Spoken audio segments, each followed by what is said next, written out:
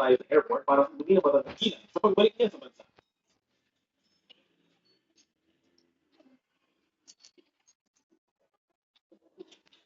Uy, nabalitaan mo na ba?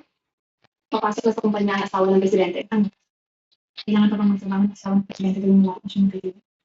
Nabibili lang ng kumpanya natin ng grupong 10. At nagulo pa ang loob nito. Kaya siguradong natin ang asawa ng presidente para mag-imbestiga. Hindi pa ang kampi ang bagong presidente. Ano kaya ang misteryosong buong ito? Pinadalang mo nito. Sige na upo nga. Balita ko ay bagong sayaw siya at hindi ko alam kung sino anak mayaman ang galing sa kalat. Hindi mo ba nabalita ang pinag-reference sa malaking kasal ng grupong 2? Oo. Huwag kayong maingay dahil hindi pa naman talaga pinapasali. Balita ko, dahil matagal nang nakatira sa ibang bansa itong si matandang Ginang Po, ay hindi sila nagsusunta ang bagong nalibang mo. Nagkasundo kami magkakaroon ng buong umaga na ako hindi ba tayo wala na ang pagkakot? Itigil mo muna ang ginagawa mo. Sumama kayo sa akin para salubungin ang asawa ng presidente. Hindi ba yan?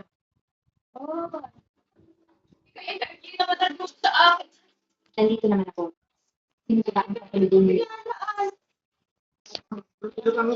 Darating ba talaga ang asawa ng presidente? Siyempre darating siya. Uy, mag-map ka doon sa banda rin. Ano bang ginagawa mo dito? At nakikiusyoso ka. Alis na. Ang isang janitor ay wala talagang pakiramdam sa paligid.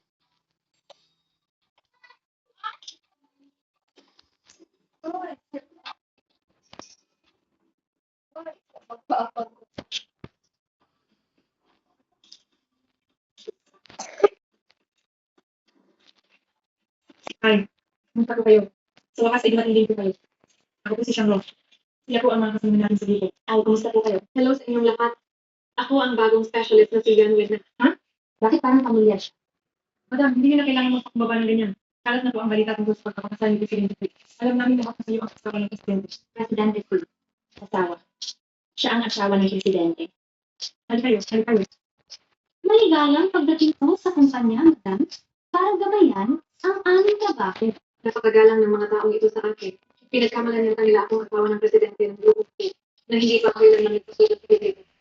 Sunod na naman ang langit ng pagkakataong ito. Yan lang.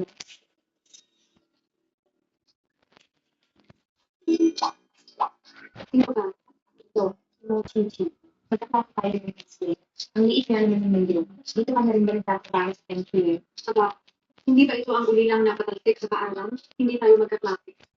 Bakit ganyan ka magsalita? Hoy, baka kung janitor, huwag kang magpinilit na bumikit sa aming madam. Gusto mo na bang mawalan ng trabaho? Sabi na ng madam, eh hindi ka niya kilala. Kaya huwag kang sumasabay sa kasikatan niya. Lumayas ka na. Alis na! Madam, dahil unang araw mo rito, ipapasyal ko kayo para maging pamilyar sa paligid. Tuloy po tayo. Sige po.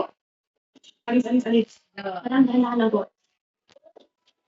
Isang huwad na asawa ng presidente, isang grupo ng mga siksik na empleyado. Sa kumpanyang ito na puno ng kabulukan, tama lang na pumunta ako dito para mag-imbestiga.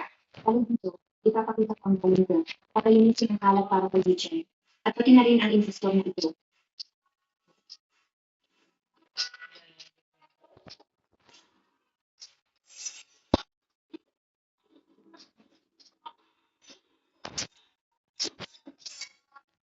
Kilala mo pa ba na nanay mo ako? Mas, lumipan ako ng mahigit 10 oras para sundin kayo. Ano ba itong ginagawa niyo? Anong ginagawa? Masyado nang malakas ang loob mo. Hinihim mo sa akin at nagpakasal ka na pala. May pwesto pa ba ako sa puso mo bilang nanay mo? Huwag na po kayong magalit. Dito na nga ako para sundin kayo. Isang hila? Nagulat ka na ba? Kahit sino na lang ay dekada ng bahay. Si Kiki ay isang Mangrulila. Totoo yun. Pero kayo, Mahilig ka. Hindi ako papayag sa sana ito. dahil ayaw niyo namang bumalik para sa sandakan na inihanda ko para kay Kiki, aalis na ako. Dito pa. Mababa ang pinagmulat ng babaeng iyon at sa akin ang gusto ay hindi siya nababagay. Ano kaya ang pinagmulat sa pagpapakasal sa'yo? Nararamdaman niyo ba na lahat ng babaeng lumalapit sa akin ay meron mga hangarin? Kung ano ang nasa isip ng mga babaeng iyon, hindi mo ba alam sa sarili mo? Ginagawa ko lang ang lahat para sa ikabubuti mo.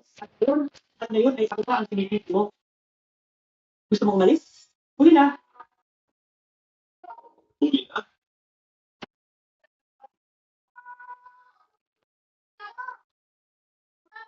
Ginamit ba ng pulihan ng private plane ko para umalis? Oo. Inutusan ko na siyang sabihan ang babaeng iyon na makipag-divorce na. Sige. Ay, I-book mo ako sa pinakamabilis na flight pabalik. Sigurado hindi po sisirain ko ang kasal ninyo dito.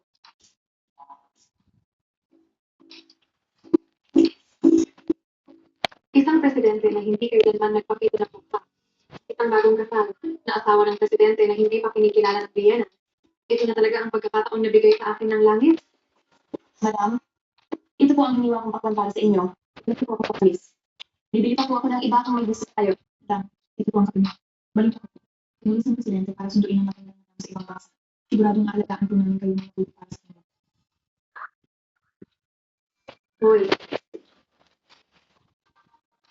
Ako ba? Oo. Wala akong niluraan ng buto ng pakwan. Lumapit ka rito at tagurin mo ng kamay mo. May basurahan naman doon, di ba? Hinto, ikaw na mabahong tagalinis. Bakit ganyan ka makapag-usap sa madam? Kung gusto mong maging alipin niya, ayoko. Ulitin mo nga ang sinabi mo. Gusto mo bang tulitin ang bibig mo? Hoy, ikaw, mangahas ka lang. Ano bang ginagawa mo?